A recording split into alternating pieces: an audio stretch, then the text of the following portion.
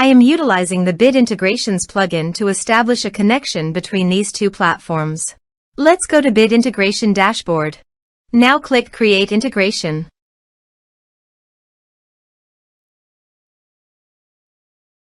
Now search and select Trigger, which is weForms.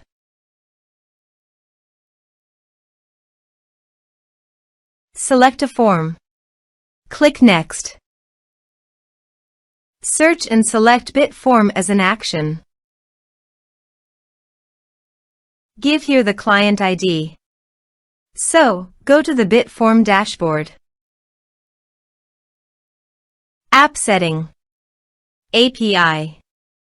Copy the API key and save it. Then go to the Bit Integrations dashboard and paste it into the client ID. Authorize it. Authorization is successfully done. Next. Choose a form. Map the respective fields.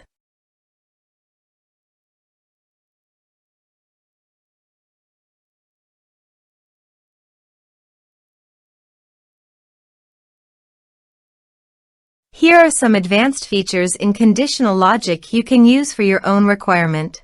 Next. Finish and save it. Now go to your form and type some information and submit the form. The form is successfully submitted. Now go to your Bit Form dashboard. Under the Actions, click on 3 dots and go to the Responses. Here you can see that the data came successfully into the Bit Form.